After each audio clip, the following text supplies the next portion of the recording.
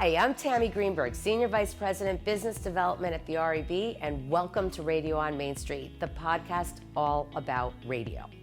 Our latest series comes to you from the 2024 ANA Masters of Marketing Conference in Orlando, Florida, where we consumed 4 full days of content from marketing and brand stewards from leading brands.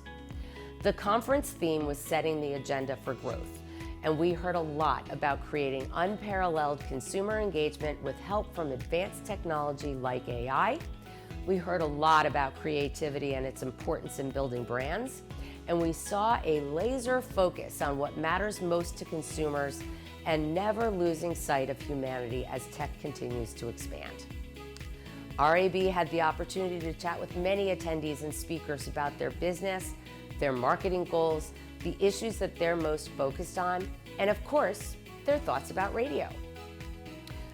This is a story about 4 college guys who shared an apartment back in 2010, who found themselves using baby wipes instead of toilet paper to clean themselves, and realized that that just won't do.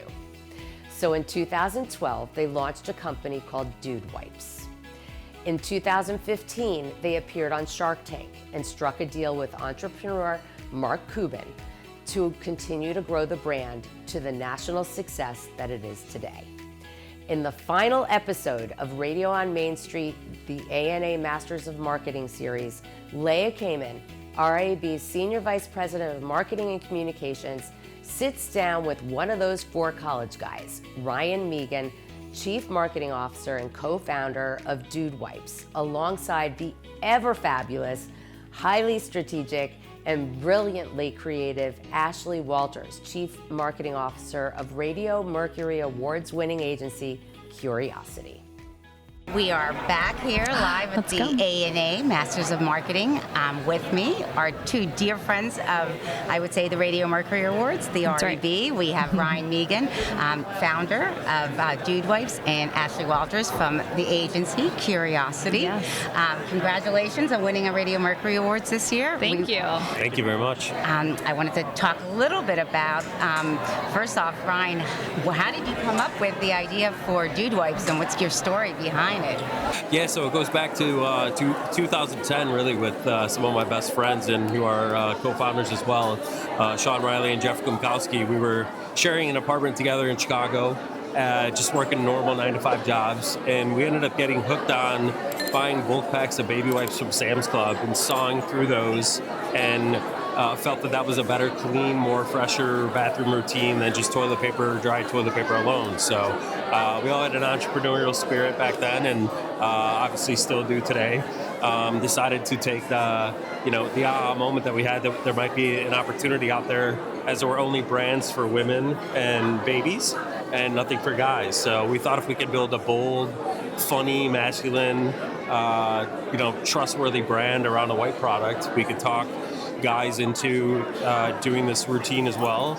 But the even bigger opportunity we saw is that, wet wipes and flushable wipes were not a huge segment of household penetration in the U.S.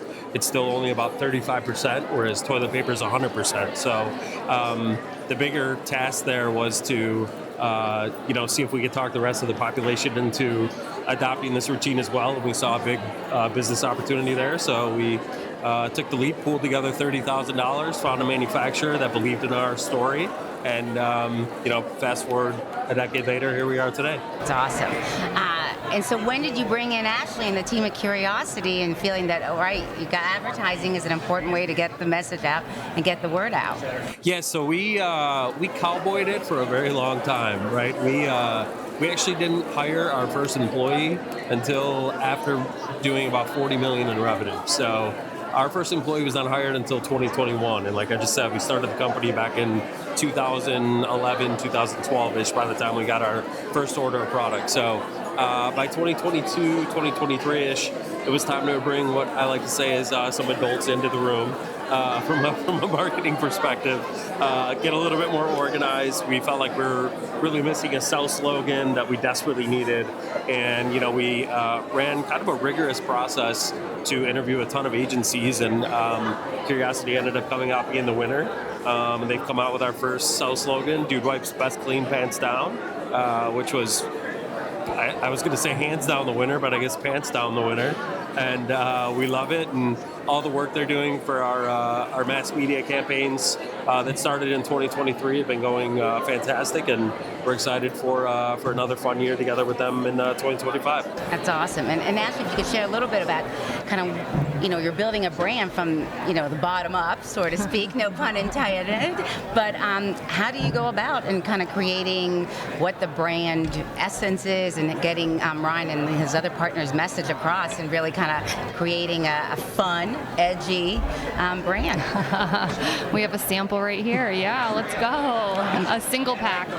I think for us it really came down to the strategy. I mean, the chemistry between our two teams was fire from the moment we met, the moment we picked them up at the airport, I think. And so we knew we were going to do great work together, but what were we going to do exactly? And I think the strategy is really like what guided the whole campaign. And call me out here if what I'm saying is not right, but the central part of the strategy was wet cleans better than dry. And I think we can all think about any time in our life, if you've had to clean a window or a counter or anything, if you get it wet, you spray a little Windex on it, something, you're going to have a superior experience. And the same is true with your bum. And so once we had that like central strategy, the creative and everything that came out of it just made sense. It was so simple, and we were just talking right before this, I don't think we ever had to sell them in on anything.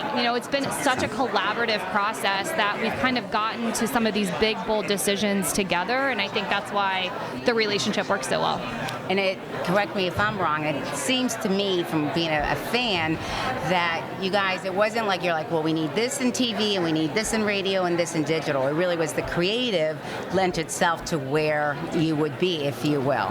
Yeah, exactly. We just needed that to kind of button up the brand with that, bring everything full circle.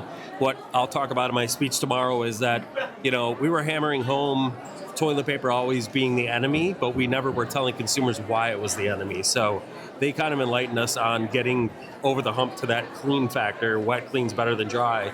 And like Ashley said, it's so simple and right under our noses and everyone's noses really, but we've been doing this as an American culture for decades and decades of cleaning with dry toilet paper, and it just doesn't make any sense as we use wet things to clean dry things and messy things and every other facet of life in our culture. So we're just bringing that message to the forefront, and we're super excited about what unlocks and how much we can untap here with all these different demographics to get this message across to build a bigger business. That's great. And as you diversify, your products, I imagine you're also going to be reintroducing new things and using, advertising and media in unique ways. Do you guys have anything planned up your sleeve, if you will? We got a couple things planned up our sleeve. We got some funny messaging for next year that's going to kind of build on, the whole. Everything's going to ladder back up to best clean pants down and wet cleans better than dry. We might say things in a little bit funnier fashion of, people using only dry toilet paper may have an angry anus, and have some fun with that as we were talking about before the show. Like to have a lot of fun and really push the envelope in terms of people thinking and really using humor to get across our benefits to people to where they can laugh, but also they put two and two together that okay, this is maybe a cultural shift that I need to change in my lifestyle. And we really think this is within the next 10 to 15 years, this is such a cultural shift from what we're saying now, the flip phone to the iPhone, from cable TV to streaming TV and Netflix, while toilet paper to flushable wipes. So it's a behavior change. Completely. Believe it or not, it is. It really is. And we found in our research that we actually had to do a little bit of education on how to use the wipe and talk about its flushability, because there was a little bit of unbelievability in the story as well. And so you'll see things like a product demo in the spot. Like, who does a product demo with a butt wipe? But we did did it in such a really fun way where you can see the before or the alternative dry versus wet. And we also did a whole spot on relearning to wipe and teaching adults a new way to wipe. So I think we can still have a lot of fun with that as people kind of catch on to the performance. I think it's great.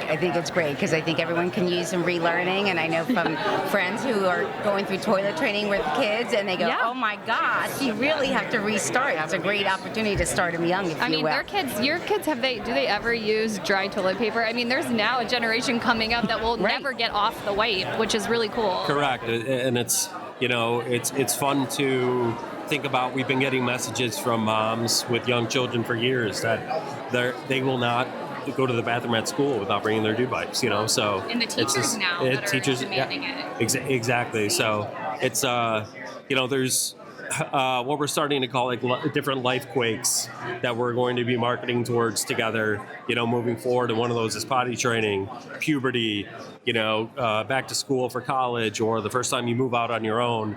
Those are a lot of dynamic shifts in people's lives during those life quake moments when they pick up new products and new habits. So we're going to be playing on those. Great. And it also, I would imagine, culture-wise, because different cultures, there are various countries around this world that I think were ahead of us, if you will, here in the U.S. Have you guys started thinking about that also, expanding beyond? Right now, there's such a huge opportunity in the U.S. We're a little bit behind Europe. Europe's been doing this with flushable wipes and bidets for decades upon decades. So there's so much opportunity here in the U.S. that's where we're focused on first and foremost. That's great. And since I mentioned at the top of the interview that you guys did win a Radio Mercury Awards, congrats. Thank you. It was for ASSMR, which I love, the spot. What I really love is how your spots and your advertising campaigns really touch upon kind of what's of the moment, what's in the zeitgeist. And so can you share a little bit about driving some of those insights as you were sharing about the brand and what you want to get across, and then reaching various demographics and how you kind of are utilizing that? Yeah, I think it goes to just being ever mindful and ever present in what's happening in pop culture and in modern society, and preying on those moments. I like to say that the internet is such a blessing for us because the internet gods produce content for us every day with someone pooping their pants or something that we jump all over. So whether it's the radio spots or whatever's current events, we try to be right there in the moment and play onto that thing, but put our own little dude spin on it. That's what I think makes them really unique, is that we can uncover a social insight today, and tonight we'll have work out. Or an email was sent out, or a tweet was sent out, or something on LinkedIn happened. They can act so fast. They're so agile, and I think a lot of big brands can learn a lot from these smaller, more disruptive brands. It's the biggest difference. I mean, a teacher reached out to you guys, and then overnight, you had, 1,000 teachers now in the queue wanting to learn more about dude wipes and get their hands on dude wipes, and it was just one little LinkedIn message. It was just one teacher saying, hey, I teach in an underprivileged area, and I like to have dude wipes on hand for those that don't have, access to regular hygiene things, and we love to pay it forward whenever we can and send out, care packages. And I think the comment of us just saying, DM us your address got tens of thousands of likes, and then thousands of teachers reached out, and we never say no to anybody because it's all positive word of mouth. That's great. So there's that, and there's the Super Bowl, right? we're not going to spend $8 million on a Super Bowl spot, mainly because we don't really have to right now, but we still wanted to be part of the Super Bowl conversation. So within 48, 72 hours, we took over a huge block of out-of-home boards in Las Vegas, tied in the Travis Kelce, Taylor Swift messaging that was happening in the moment, put some really well-written lines up, and you couldn't be at the Super Bowl or watch the Super Bowl without seeing this content. TMZ picked it up among tons of other press, and it was affordable, it was super fast, and it made a huge impact. Huge, leveraging guerrilla marketing, leveraging influencer marketing, and leveraging, right, as you say, being of the moment. That's great. I would say, everybody definitely knows what your brand stands for, and I think that's huge. And if you say that you really had been kind of doing bootstrap marketing, if you will, for a long time, so congrats to the collaboration. where are you kind of in demographics in terms of like, men and women and various generations? Have you started to segment that way, or are you kind of looking at generally? Yeah, so surprisingly, users are 50-50, so 50% men and women. So then through that, we can get a little bit more granular. And like I said, I think that's where we might gear towards skewing some of the content towards like life-quake marketing to go after certain, periods of life and certain, demographics that, will cover a lot of different humans across the board. And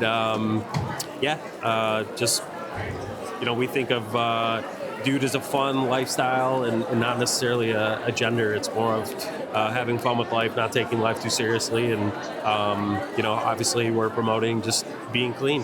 And everybody wipes, right? We all need it. It doesn't matter how old you are, where you live. Completely. So Ashley, I just wanted to ask you in terms of often you have to convince a client to try something, to push the envelope, if you will, or to try a channel that they may not have have a certain pre-existing perception about. But it doesn't sounds like here Ryan's willing to do anything, if you will. Yeah, I mean, it's a blessing to have a client who's willing to take some risks and who doesn't take themselves too seriously and who thinks about ROI slightly differently. It allows us to be really creative. I mean, we bring them ideas all the time. We don't say yes to all of them, but I think they're always very open. And it's such a collaborative experience that you never feel like you're selling anything in, right? Yeah, it's more so being collaborative, trying to see what's going to work. A lot of times, honestly, the biggest hurdle that we have is getting like networks and stuff to approve the copy and the visuals that we want, because there's only so far we can go. It actually touched on demos earlier, and we have to be tasteful of that. But we're figuring out together collectively new ways to do that while still getting our message across. And this year was our first year basically on mass media. We feel like this was like our break-in year. Get them used to us. Get them see that we're not the devil. We're fun. People enjoy us, and hopefully next year and years beyond, those networks will be a little less stringent on us. That's great. Yeah, that's a whole nother podcast, I think. But yeah, right. we can talk about that for days. That's true. Yeah. Yes, absolutely, for sure. All right, so in terms of, is there anything that you would want to impart to anybody that might be starting a business or an entrepreneurial spirit, where you would share some like best practices, or because there's a lot of folks out there that have always wanted to do something or start something, and there's almost like a fear factor there. Yeah, I would say it sounds cliche, but don't talk about it, be about it. Just get out there and start doing it. We pulled together, $30,000, got our first shipment, literally. You'll see if you're here for the presentation tomorrow, pictures of us in our apartment with the cases stacked up there. We literally,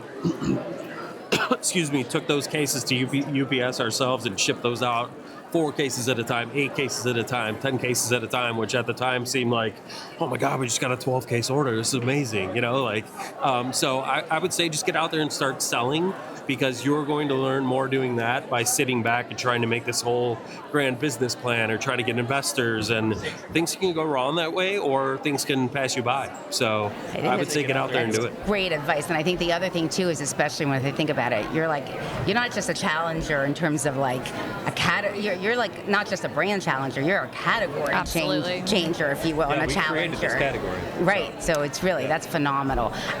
And so parting words, can you share with me a little bit, like when you think of Radio Matters, what would you say? Radio Matters because?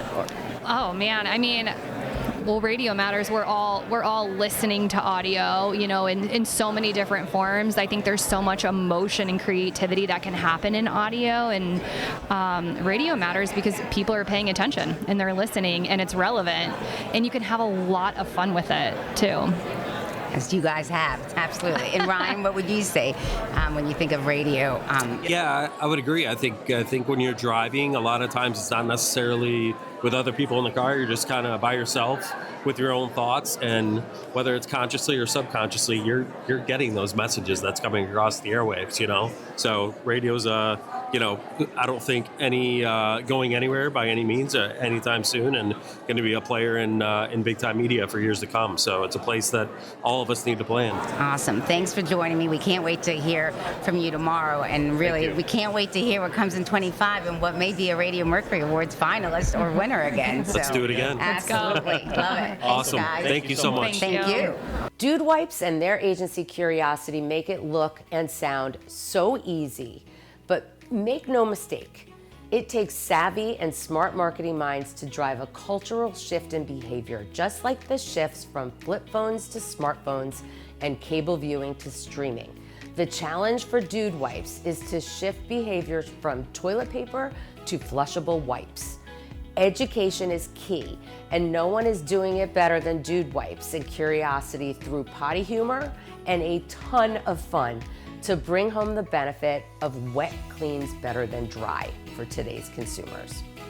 For more inspiration on what great Radio Mercury Award-winning creative sounds like, click the Dude Wipes campaign in the description where you listen to this podcast and visit RadioMercuryAwards.com.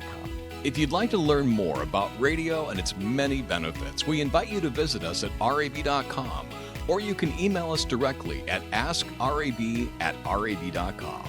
Until next time, it's Radio on Main Street.